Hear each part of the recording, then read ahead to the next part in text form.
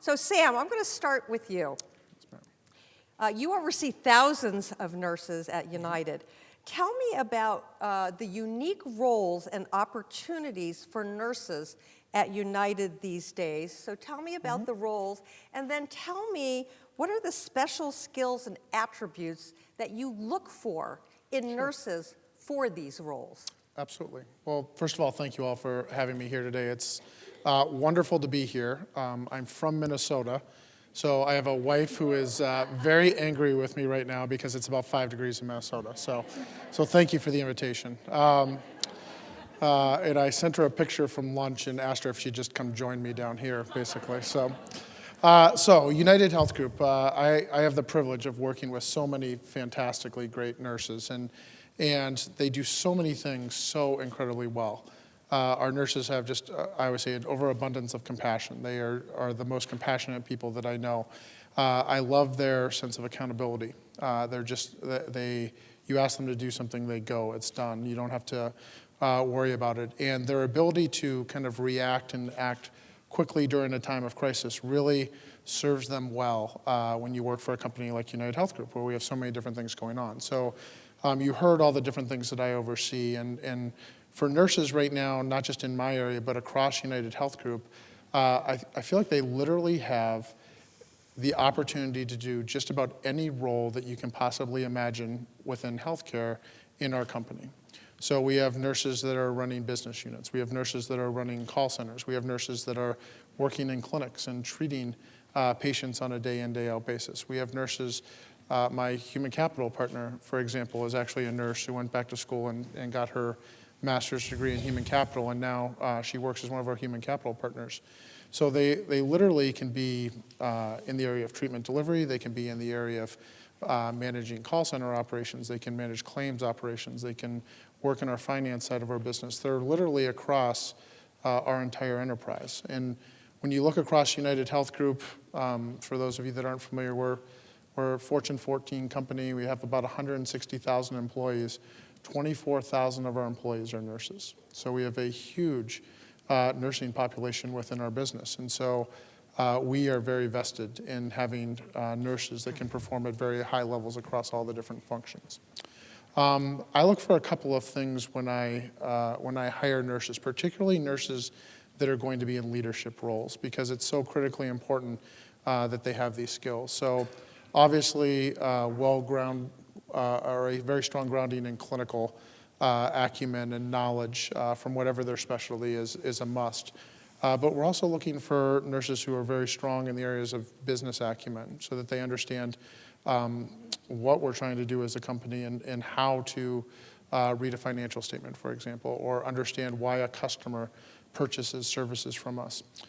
We look for nurses that understand strategic thinking and that can understand what's going on within the healthcare system and how we play a part of that. So we heard that this morning, this afternoon, in the talks leading up to this. The Affordable Care Act is having a huge impact on not only our company, but the healthcare industry. And we're seeing the role of consumers changing. We're seeing the role of providers changing. And so having nurses that can understand what's going on within the healthcare industry and then apply that on a day in, day out basis to how they do their job, how they help us win new business, how they help us service our customers is critically important. The last thing I would say is that you're seeing increasingly sort of a blend between that public sector and private sector role within the healthcare system. We do a ton of work with the federal government. We do a ton of work with all of the different state governments. We do a great deal of work with hospital systems across the country. AARP is a huge strategic partner of ours as well. And so the ability to understand kind of the role of the public sector and how that plays, not just from a policy standpoint, but from what are the goals of Medicare, what are the goals of Medicaid, how can we make a local healthcare delivery system better and more efficient? It's a tall order. And so I kind of touched on a lot of different areas there. But the main point that I want this room to understand is when we think about nurses, clinical acumen is kind of table stakes. What you can do beyond clinical acumen to understand, again, business acumen, strategic thinking, and how we fit into the overall healthcare system, that's what really distinguishes nurses that we put in our most senior leadership positions. Okay, so I've heard you talk about business acumen before. That's really important to you, that nurses understand that. Can you talk a little bit about what that means? When you say, I want my nurses to understand the business acumen, what does that mean? Sure. So when I talk about business acumen, so much of what we do on a day in, day out basis is driven by the fact, so we're a for-profit company. So we want to sell services into the marketplace. We want to make money. How do we make money? How does our service make money? A customer that buys our service is looking for us to help lower their healthcare costs, or to make their hospital system more efficient or effective, or to help consumers understand what it is that they can do to have a great experience working within the healthcare system. So to me, business acumen falls into a couple of areas. So it's being comfortable with finance. So much of business revolves around dollars, and where we invest dollars, and why we invest them, and what we're trying to achieve by investing them. The second is managing people and developing them. So when you have a company of 160,000 people, you're constantly looking for your next leader. And so as I look at my nurse leadership, the ones who do a great job, they're comfortable talking with our CFO about finances. They're comfortable talking with recruiters about coming and working for a company, or what's expected of people in their jobs. And then finally, they're really comfortable in front of customers. And that's something that nurses don't always get when you're in a clinical setting or you're in a hospital setting. But trying to convince a customer why they want to work with you, why they want to be your strategic partner, why they want to do business with you, that's a skill that is acquired over time. And again, it's something that takes a lot of work. And it's not something necessarily that a lot of nurses that we first meet coming straight out of the clinical setting are inherently comfortable with. So I always share stories with them of myself coming out of the military. I spent 10 years flying airplanes. I had never seen an Excel spreadsheet. I had never really worked with PowerPoint. I had never really had to present to a board of directors. Those were all things that I had to learn along the way. And so for me, it's always kind of given me a sense of camaraderie, if you will, with our nurses, because I feel like we've approached our business from the same perspective, and that we didn't have that business acumen or that fundamental grounding coming into the company, but you have to learn it very quickly in order to be successful in that setting. Okay, so I have one final question for you, Sam, and it might be repetitive, but I want to really drive this point home. So what makes a nursing leader stand out for you? Someone, you said you watch people to see, who you might promote. What are the few characteristics that someone really must have that makes them stand out among all of the rest? Sure, great question. So what makes a nurse stand out to me? The ability to manage across an organization and exert influence where you don't necessarily have direct accountability. So if you think about that for a minute, we have a huge company, and we work across Medicare, across Medicaid, across commercial business. We work with pretty much every hospital system in the United States. We work with just about every payer in the country. And so oftentimes I'll find myself and other leaders on my team in situations where they're trying to drive results and they're trying to get people to perform certain tasks or to execute against a certain agenda where those people might not necessarily report directly into them. And so the ability to build relationships, the ability to have empathy with other parts of the business and understand what they're going through, and that ability to kind of influence an agenda beyond what's directly within your control. To me, that's what makes an outstanding nursing leader within our company. And if you think about the topic that we're talking about today in terms of getting on boards and influencing kind of public policy and influencing that agenda, it's not all that different, right? You have to be able to just build relationships and inherently understand people and others and how to get to a win-win type of a situation versus kind of a win-lose. So to me, that's probably the number one thing that I look for is that ability to kind of reach across the aisle and influence others where you don't necessarily directly have control over them. Okay, that's great. So get your questions ready for Sam. All right, so I think there's a lot of people in this room who could fit that bill for you too. It looks that way. So Alexis, very similar questions. I'm so thrilled to have you here.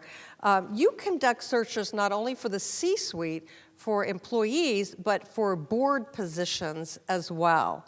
So what are the skills and the attributes and experience that you and your clients look for in those who will lead their organizations? Sure, and thank you also for having me here. And I will echo a little bit of what Sam said as well.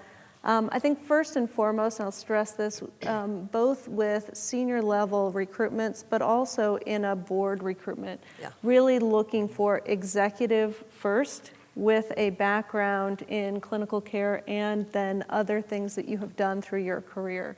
So it's a little bit about making sure that you're presenting yourself as an executive who can see the broad picture and be able to cross aisles and work together, most importantly, both in a board setting, but What frankly— does that mean, cross aisles? What does that mean to you? That means, to me, it is you have your background as a nurse, that you wear that hat, but you're able to see the bigger picture of where the organization is going, both either from a senior level table or from a board perspective, because I think we've seen a lot of transition now to senior teams in healthcare environment are really trying to function as teams, which is a team of executives with different skills that they bring to the table, but are really trying to function as a team to solve the problem for the organization. Not there's the CFO here, and there's the COO here, and there's the CNO here, and they're all advocating for their own population of people. It's how do we come together as a team and think about really working together and understanding each other's perspectives and issues that we can kind of problem solve in the gray space and work together. And I would say the same thing goes for a board. You come to a board with some background and skills, but you're there to serve the entirety of the board and help bring the organization forward. So what we're looking for is someone who presents themselves as an executive that has a base, and I think I'll go back to you've got the grounding, clinical skills are what you expect. You're then expecting someone to come to the table to use the skills that you have to work together with a team to help solve the problems of the broader organization, be that from a C-suite spot or from a board level position. So I have two questions. How do you tease that out? You have people that you're interviewing, and you have this notion that people have to work in teams and work across the aisles. How do you really tease that out with someone? And again, similar to what I asked Sam, what makes someone really stand out to you? Think about the clients that you've brought in, or the people that you've brought into your clients, and who has really wowed you? What was special about that person or those people? Sure. So a couple things that we do, and I think you'd find this with most executive recruiting firms, and for those of you interviewing to bring individuals in, that behavioral-based interviews are really the best way to understand how a person behaves and functions versus just walking through their resume. And what I mean by behavioral-based interviews is really asking not just what you did, but how did you do it? How did you actually so kind of lay out a scenario that you're looking for someone to describe. How did you led a team. I'm sure you can describe a team that was successful and that was broader than just your purview and scope of influence. Talk to me a little bit about what you did to lead that team and what the outcome was, and really talking through exactly how that person thought, their thought process, and who did they bring in, who did they talk to, who did they look for support, who did they look for the formal support and for the informal support within the organization, how did they present the results to the senior team, how did they course correct if they got some pushback along the way, and it really informs how someone thinks about building those coalitions. So it is the combination of outcomes, were you successful or not successful, but it's also a lot about the process and about how you got there. And so you're really looking for someone who can articulate a thought process that said, I knew I needed to get the CFO on board, or I knew I needed to get this individual who wasn't supportive of this at the outset, and this is how I strategically went about talking to that individual, getting them on board, understanding what their issues were, and working to get to a successful outcome, as opposed to Alternatively, I knew this was my goal and I just went for it, and had issues along the way. So it tells a lot for me as I'm looking for candidates. A lot of it is about the interview and understanding not just what's on someone's resume and the articulated results, but truly how they thought about performing. And for us, a lot of that's in the interview and a lot of it's in the references. And it's understanding the individuals who've worked with that person at all levels. That is, people that they have reported to them, people who are peers to them, people who they report to, and understanding their feedback of how this individual has performed. So for us, it's important to get both the formal references, but frankly, unsolicited references. And it's extremely exciting for us when you get references that you wouldn't, the CFO says, gosh, I would love to work with this person anytime, which is, is usually not always what you hear. So tell me, I'm going to push you a little bit on this point. Think of a couple of people in your vast experience, a couple of people that have absolutely wowed you. And once they got on board, either in the C-suite position or in a board position, your client came back and said, this person is incredible. I can't even believe it. You deserve a bonus. What was special about that person or those people? What was the wow factor? I think there's a level of kind of combination of confidence that someone exudes, but also a willingness to listen and understand the culture of an organization and take their experiences and be able to move an organization forward. So I'll use an example, hypothetical example, which we were. You can use a real example. Well, I'll use a real example without names.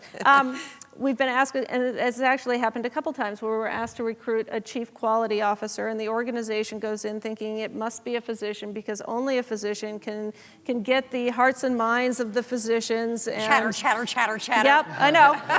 So this is where you start, right? And they say only a physician can get the hearts and minds of the physicians, and we can't imagine that a nurse executive would be able to win these tough physicians over and convince them.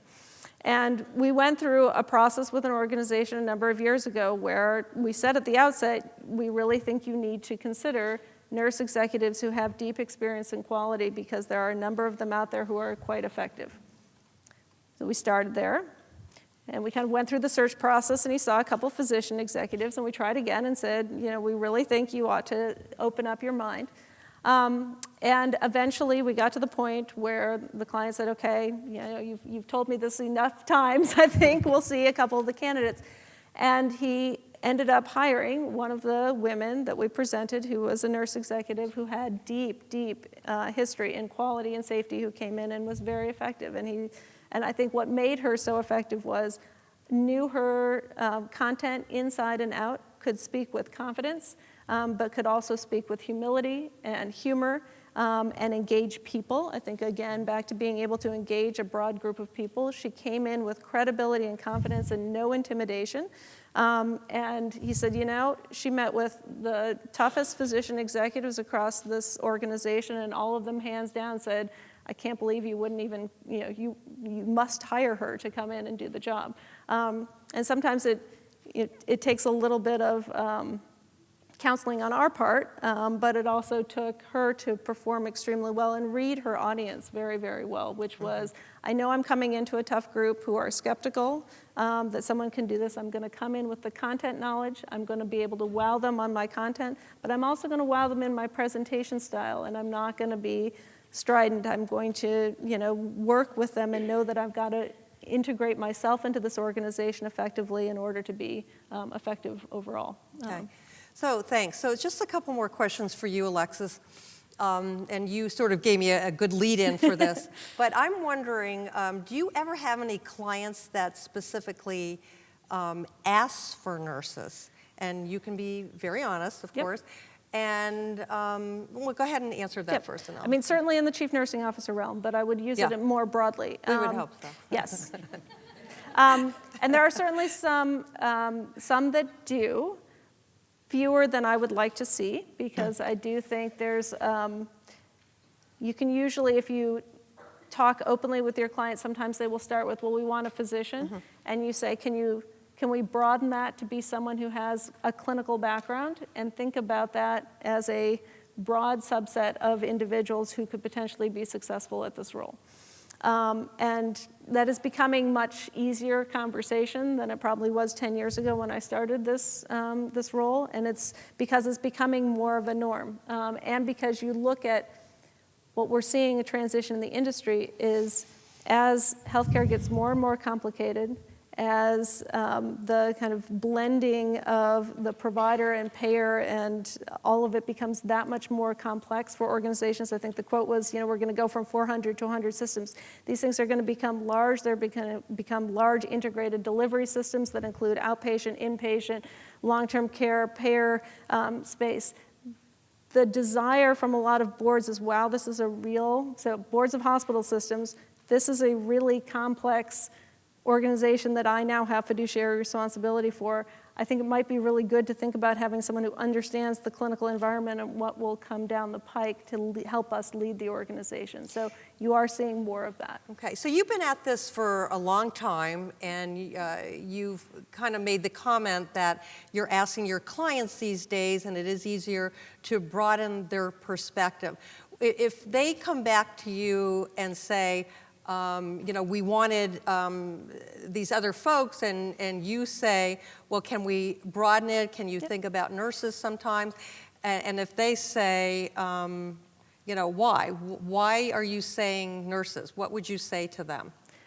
So I think I think it's both the clinical background and context, which you don't get in different subsets of executives. I think you do have also a very strong understanding of the operations, and it depends on where individuals go in their career, but I think there is both the combination of understanding the clinical operations extremely well, understanding the broad set of operations and what will likely drive further efficiencies and success down the pike that nurses have a front-hand exposure to in a lot of different settings. I think there's also just the broader perspective of nurses in today's healthcare organizations, that there are so many different types of experiences you can have that you bring to the table that others don't have that ability Sam to do. talked about that. And I do think, and I know Terrie will talk about this too, I mean, there's skills that you gain along the way that you can then use in very different settings. I mean, on the Federal Reserve Bank, it's a very different environment, but you've gained a lot of skills both in nursing but also in finance along the way that help you be very successful and very successful leaders. So to me, the bigger thing is to pull up and think about all the skills that you have gained over the course of your career and how those can be applied potentially in different settings. And it can be in a leadership job, in a healthcare organization, in a payer, in a association, in a lot of different realms where it's very, very applicable. Because you do naturally develop relationships, naturally know how to collaborate with others, naturally part of a team. All of these are things that are part of your day-to-day training. Okay, that's great, thank you. So I want to move to Terrie, and I have on my mind that Terrie's going to start speaking, and Sam, the bubble above his head, boy, I wish I could have her at United, and Alexis is going to say, I can't wait to recruit her for her next position, So Terrie, this has got to resonate with you. Tell us a little bit about your personal leadership journey, how you got to where you got as the chief operating officer of a major health center and chair of the Federal Reserve Bank. How in the world did you get there? Well, I started at Our Lady of the Lake 29 years ago. So yes, I did kindergarten at the hospital. But I am the anomaly that I've spent my entire career in a single organization and had the privilege of coming back to Baton Rouge, was home for me after I completed nursing school. But one of the things, Susan, you said early on in your comments was the importance of having a mentor. My first boss, when I became a manager, not only did she help me and my colleagues who were young nurse managers at the time understand our responsibilities to be a leader, she really helped and mentored and developed us to be seen as leaders in the organization. I'll never forget the first email I received to be on a hospital committee. And my boss came up and she said, I understand you've been invited to be on a committee, and I'm never shy for what I think. And so I said, and I don't have time for that. I'm busy running my unit. I have things to do. I have to take care of my nurses. And she said to me, you don't have time not to. If you're going to be a leader in this organization, you need to be involved in things and impact the entire organization. And so that was the first time in her saying, this is what you need to do. Very quickly, I served on that committee in the organization and was asked to serve on just a really small United Way. Was that the chief nursing officer who got you going in that way? She was my nursing director. She was your nursing director, okay. Yeah, nursing director. And so I served on that committee, and one of the sisters, I'm in a faith-based organization, which I think the sisters being leaders and some of them being nurses also helped along my career. But the organization was looking for someone to serve on a United Way work group.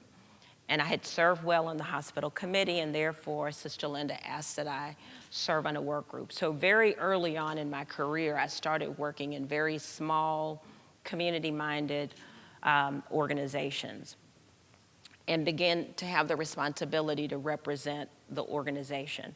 And that's one of the important points that I would like to make to the group today is when you begin to serve in these organizations in the community, you really represent three stakeholders.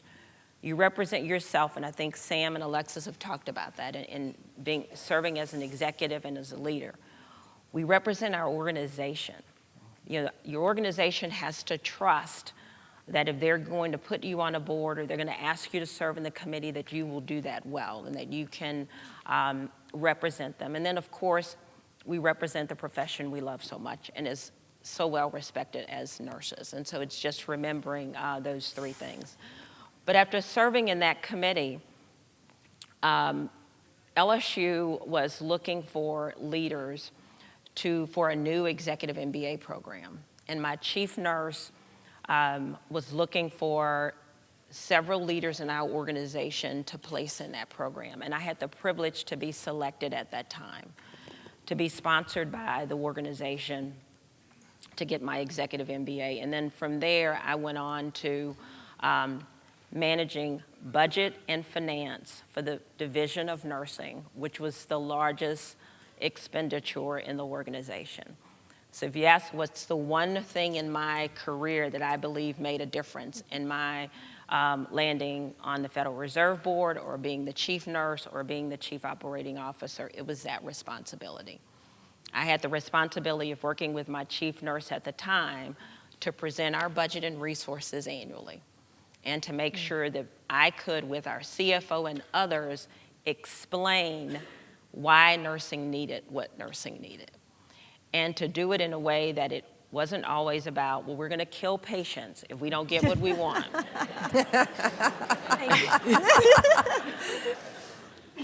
And to be able to do that very objectively, to be able to demonstrate, here's some options. If we can't afford our nursing care hours is this, well then let's talk about what are some other options that we have, rather than just always dying on the sword to say if we can't have this, things are just not going to go well. And so, comments were made about it's relationships, it's being able to negotiate. Today, my CFO, he was the vice president of finance when I was the vice president of nursing. And so we have this long-standing career when our offices were side by side of how much banter went out of my doorway into his and back. But we have had a very successful, working relationship, and it's been being able to talk about what nursing needed and the way to do that. Specifically, how did I land on the Federal Reserve? Our organization finds Rotary is very important as a community organization, and so as the chief operating officer, I was required to be a member of Rotary. So in the middle of my Wednesday at noon, I stop what I'm doing and I run out of my office and run to our Rotary. The Baton Rouge Rotary, the Noon Rotary, is one of the largest Rotary clubs in the United States. But it is also the Rotary Club where all of the business leaders in the community are present. The Sunrise Rotary are bankers, and the Noon Rotary are business individuals in our community. And when we talk about the importance of mentorship and the importance of representing your organization, more than 20 years ago, a female businesswoman was selected and asked to serve on the Federal Reserve of New Orleans. Since that time, she has passed that position to a woman. And so I now will have the responsibility to make sure that I don't drop the ball on that next year in slating candidates. And so in looking for, our Rotary Club is where most of those women have come from. And so at the time that it was, a spot was open, they slated a group of potential individuals, and I was fortunate to be one of those individuals, and then fortunate subsequently to be selected. And so am serving my second term and completing my first year as chairman of the Federal Reserve Branch Board of New Orleans. Wow.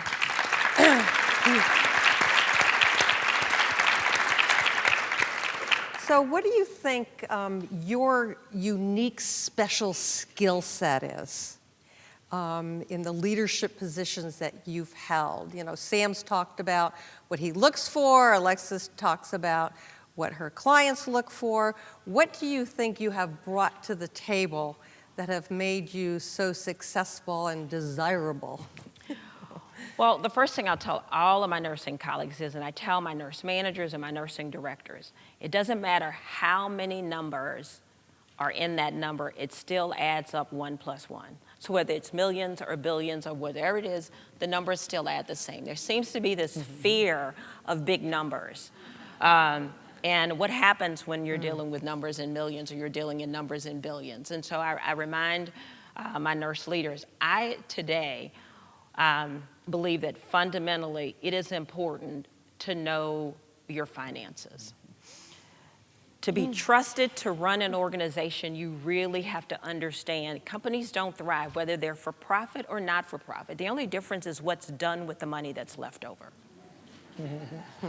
It's true. And so it's just really important to understand that if a business is going to thrive and you're going to be a board member, that being a part of helping that organization to be successful is what's really important. And so really understanding numbers, and early on, you know, being given responsibility for budget and finance and having the responsibility for a $300 million budget and being able to talk to my CFO and talk to my CEO is important. There is a sense of working hard. You know, sometimes you may land on a board or you may land with an opportunity and you'll go, you know, how am I going to make sure that I'm prepared for that? It's studying and work hard. I mean, I remember when the group of us who came onto the Federal Reserve came on together. There was a gentleman who owns a business in Alabama, and he was an economics major. But we both talked about what did we do when we actually received our notice that we were going to serve. We both did the same thing. We went back and found our graduate school economics book and read it again. And so part of it is, you know, the respectful part of, you know, I always believe that I don't know what I don't know, and there's a sense of humility about how hard you have to work to make sure There's that that humility word. that you show up prepared. Sam talked about it, relationships matter. Being able to get along in your suite and to be able to be a person who believes it can be better. If we can work together, it doesn't matter what the challenge is. But if we as a team can work together and know that we're going to be better today than we were yesterday, and here we're going to work together and establish our goals, and we're going to accomplish those together. We're not golfers. I believe healthcare is a team sport. And so that's something that's very important to me and who I select and how I talk about my team. Team membership is important. If you're a golfer, you can't be a member of my leadership team, because it really takes all of us to work together to accomplish those things. And I think my inclination to working with others has been a part of that success. So I want to ask you a final question, Terrie, and then I want to ask Sam and Alexis and you to make some, if you have comments about what you each have said, we'd love to hear the comments. I have some other questions, but I'd like to give you, a chance to dialogue a little bit amongst yourself. So Terrie, tell us about it. It hasn't been all roses for you, I can assume, right? So what kind of barriers or challenges have you had in the leadership positions that you've sought after, and how have you overcome those challenges? I think the biggest challenge, and I say this in groups, and it's with, it's my view from where I've been. I think it is harder to be a woman than it is to be a person of color.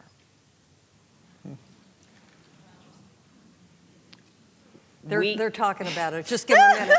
Just give them a minute. They're digesting that. Some agree, some don't. Go ahead.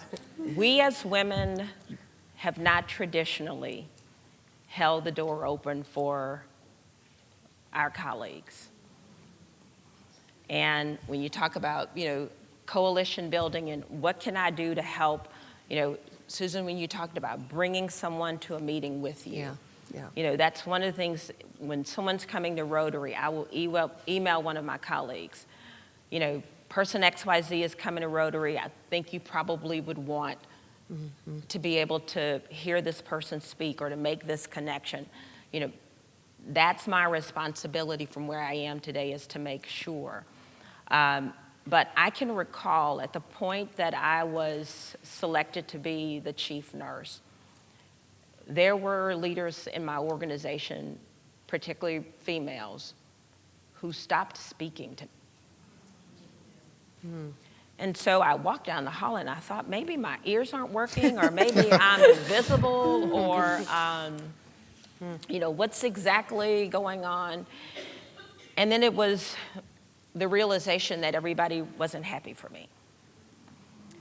And so it's something that when I talk to young women, particularly when you grow up in an organization, and so some of those individuals are your peers, I promoted a young woman to manager, same situation. She was going to be a manager coming from within her unit. And I said, are you prepared for those individuals who are not going to support you? And it was very foreign to her, and she just really didn't understand why I would ask her that question. 6 months later, she stepped down from that position. And she came back to see me, and she said, you asked me if I was ready. And you talked to me about the fact that individuals weren't going to be happy for me, and there were individuals who were not going to support me. She said, but I just couldn't imagine that. She left leadership, and she's now an ethicist. And she's a great person, and she's a great nurse, but we lost a leader.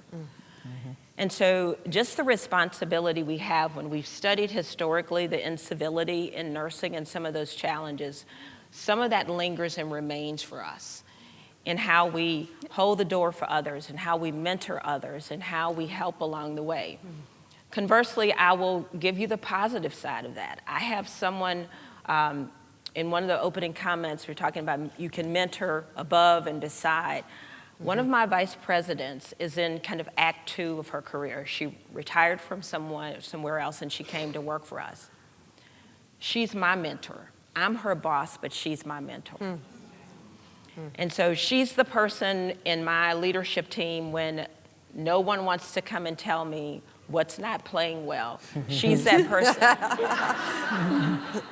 But she's mature, she's in that point of her career, and we have that relationship, and we establish that she can be that person who can coach me, who can mentor me. I can go to her. Sometimes decisions I have to make, she's made in her career before. And so we can sit after hours at 7 o'clock in the office and make a fresh pot of coffee, and we can talk through it. So conversely, I've had the upside of that as well. Okay, so let me open it up to you. What's resonated with you, and what do you think? Well, you asked me a question like, what do I look for in a leader? So, like, right here is... I knew it! So if we could talk after this, I would love it. Terrie, you said a couple of things that really, really resonated. So business acumen, know your numbers, and be comfortable like talking numbers. I could not have said that any better myself. I want to explore this notion of mentoring for a second, and it got me thinking about that. I have the same thing, incidentally. I have somebody working for me who's not on the second act of their career, but has clearly been around the block a little bit, and I've given that person kind of carte blanche to come in and tell me when I'm kind of missing the mark, and that is such a helpful trait. But this idea of mentorship, it has been one of my key themes that have been pushing within my organization this year, and I would encourage all of you to think about kind of who you're mentoring, how you're mentoring them, who's mentoring you, but who are you mentoring that's not a nurse? And I'll give you an example of that. So I spent 10 years as a Navy pilot. I got out, I went to graduate school. I interned with United Health Group in between my first and second year of graduate school.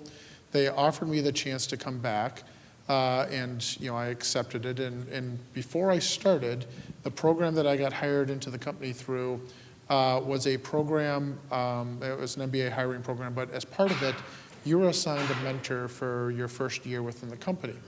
And the lady who was recruiting me called me on the phone. I hadn't started yet. And she asked me an interesting question. She's like, Sam, would you be comfortable having a female mentor?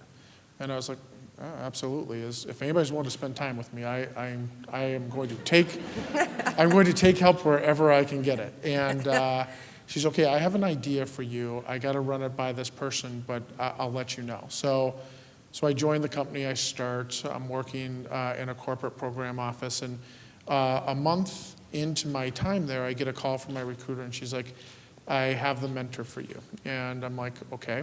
And she says, your mentor is going to be a lady by the name of Janine Rivet. And many of you might have heard of Janine. Janine is pretty much our most senior nurse in United Health Group. She's been the CEO of our United Healthcare business. She's been the CEO of our Optum business. She's been the CEO of Ingenix, which is our consulting business. She clearly has our CEO, Steve Hemsley's ear when it comes to kind of all matters, but she took a year and spent a year with me, and I had no idea what my career path through United was going to be in terms of being in a position where I would be working, have the privilege of working with 4,000 nurses, and we have something in United called the Center for Nursing Advancement, which Janine helped start, and there's a board of directors for that Center for Nursing Advancement, which now I get to be on. 11 years ago, I had no idea when I first met Janine Rivet that I would be in the job that I'm in today, and I don't think Janine had any idea that I'd be in that job either. But if you want to influence your organization, and or whatever your organization might be, or the board that you're on, and you want to get people to understand and appreciate the value of nurses and what nurses bring to the table and what nursing as a profession can you do for your organization, I would challenge you to not just mentor the nurses that you work with, but mentor the other people in your organization that aren't nurses. Because if you want them to gain an appreciation for your skills and your profession skills, I can't think of a better way to do it. Yeah. And I'd also just like to piggyback on a couple things that Terrie raised that I think is important. One is articulating that she was heads down, focused on her work when someone recommended that she consider thinking about doing a committee. And I think a lot of folks, nurses in particular, tend to not respond to opportunities that are presented to them to take on broader roles because they're busy, because they're focused on patient care, because you say the patient care comes first and I can't possibly think about spending time on something else. And I would encourage this group to make sure that you pull up and if you don't have a mentor, to think about that and think about the opportunities, perhaps even if they're not presented to you, that you might want to seek out to broaden your experience. And while it will add on to your day and will add on to the responsibilities, to really think about rounding out different experiences, because if you follow Terrie's experiences, they all kind of piled on one another that allowed her to have the opportunity to do what she's doing, because it is hard to go from working in your own environment to saying, I want to be on a corporate, Fortune 100 board. To go from here to there takes a number of steps that you need to gain skills along the way and take advantage of opportunities that will give you both experiences that will broaden your skill set, but also relationships of individuals who you can demonstrate your skill and talent to. So you're working with the folks in Rotary that get to know you, that understand what skills and abilities you bring to the table, both from your organization, but also from the depth of experience that then allow you to be nominated to be put on the Federal Reserve. It's very difficult to go from 0 to 100 miles an hour. It's taking steps along the way and looking for those opportunities that broaden your exposure and your skill set. And I will just say this as a recruiter, the nursing population in general is a difficult group to get a hold of. You all do not respond to us, and I will say this, as a profession and as a field, you do not respond to opportunities very often, and it's very difficult for us to get you to raise your head up. And even if it isn't an opportunity that you may be interested in personally, getting to know people who do a fair amount of recruiting and thinking about what else, because the opportunity to talk to you, even if you say, gosh, that's not what I'm interested in, but gosh, I'd really like to have an opportunity to do X, then we know that. Then we know how to reach out to you, and it just expands your network. And it's not just me, but there's a whole lot of folks who do this. And just the more people that you get to know and you express what it is that you'd like to do, the more opportunities will come your way. I think as a profession, we tend to be very, I can't raise my hand, someone will just recognize that I can do this. And you do have to take it as a little bit of a two-way street of promoting yourself, still with humility, but at least articulating what the skills are that you bring to the table and seeking out opportunities to be able to demonstrate that beyond your kind of immediate scope of influence. As leaders, how can you help, other leaders within the organizations that you're tapping to understand the politics of organizations, to know how to, how to name them, and how to label it, and then what strategies to use so that they can be successful? One of the things that we have done specifically is we now, for every new leader, we connect them with a mentor. And so whether that's a nurse leader or not, that's a part of our new structure to make sure that you have someone your first year of employment to help you navigate through the organization, and someone who you can ask questions to in those pieces. The other thing I do specifically is I host a new leader breakfast. And that is to make sure that as a leader, you know that I'm a resource for you. We talk about our organization, our mission, and our vision and goals. But I think it's important to have a relationship with the 250 leaders in my organization. And certainly about 50% of those are nurse leaders. And so we have worked to build other systems and processes to assure that there is some components of that help you through what is that transition. This is kind of a sensitive question. As a white male, I enjoy probably more privilege than any other demographic out there. As a male nurse, I'm considered, I have minority status, and I get additional privilege because of that. And this is something that I talk about with my wife constantly. She's a pretty avid feminist, and this, your feminist comments, if I could say that, it's kind of what cued me in right there. My question is, what advice would you offer me to most humbly and respectfully advance as a nurse leader? When I moved into the role of the Chief Operating Officer, it was the first time a woman, a nurse, or a person of color had been in that job. But I had to believe that that wasn't why I was there. I believe that I was there because I was selected because of my credentials and because of my ability to do what it is that they were asking. And so from that perspective, I will say that it is about making sure that you come to the table prepared. And that at the end of the day, that you are the person who is prepared in your relationships, in taking on volunteering for new things, working well with others. We have something that we say in our organization, that we hire for attitude and we train for skill.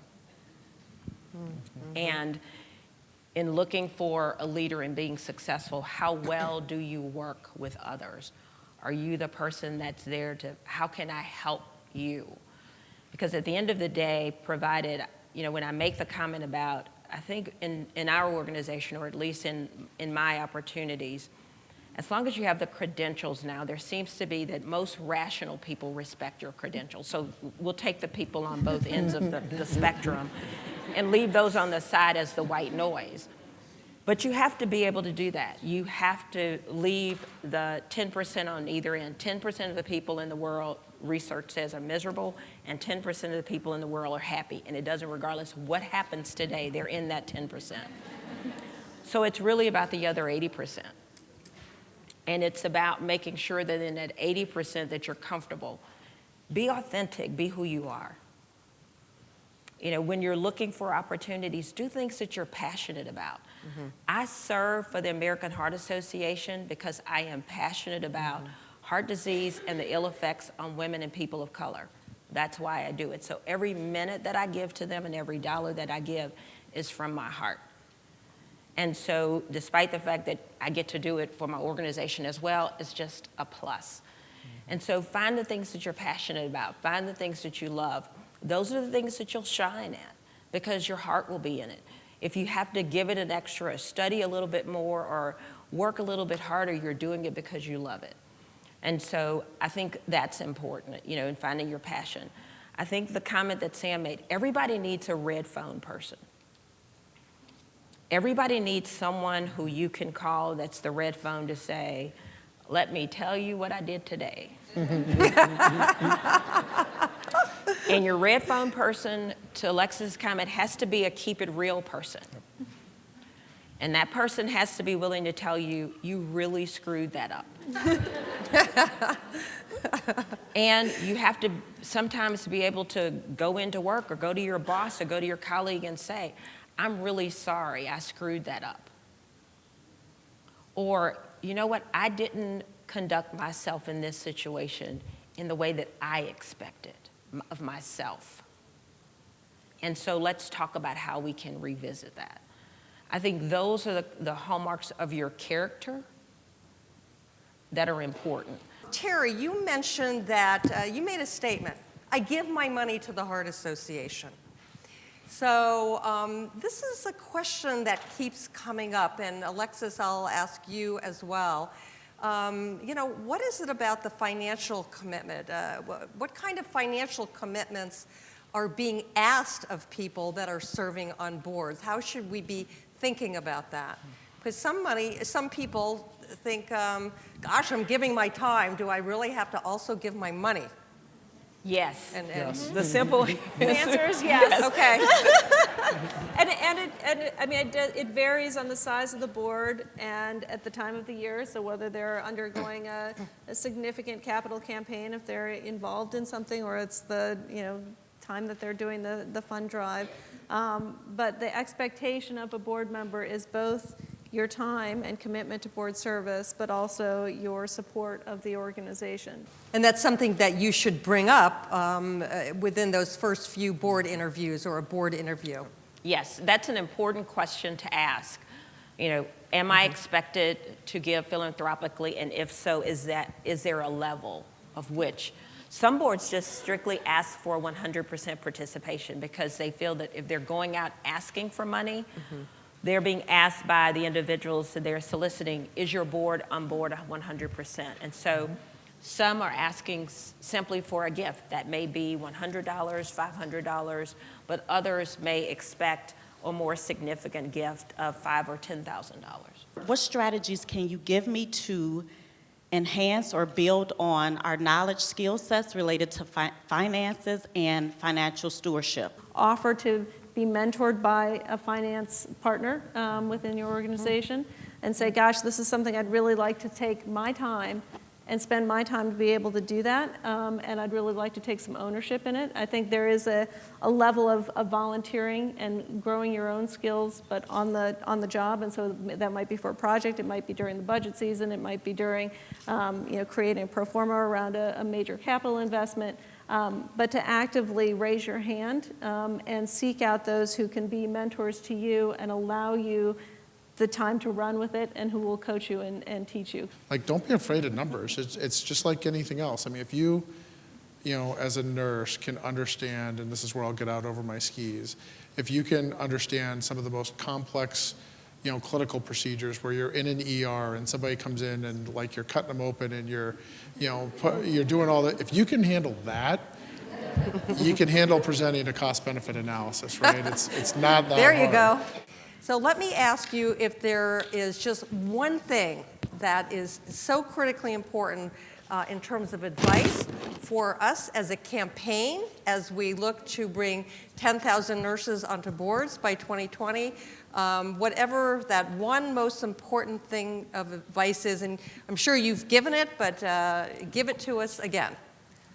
I would just say continue to build relationships and seek out opportunities that are beyond your scope of influence that could potentially help you be able to network and think about other boards or service down the road. I think you never know what a relationship can bring, and this isn't the cocktail party where you talk to, you know, tons of people, but in your community, those that attend certain functions where you actually sit down and have a conversation that can lead to introductions to potential things to do within your community, and to actively, I think the other piece that I would say is actively take control of your career and your aspirations. And if there are boards that you are particularly interested in, look at who the board members are and find ways to get to know them.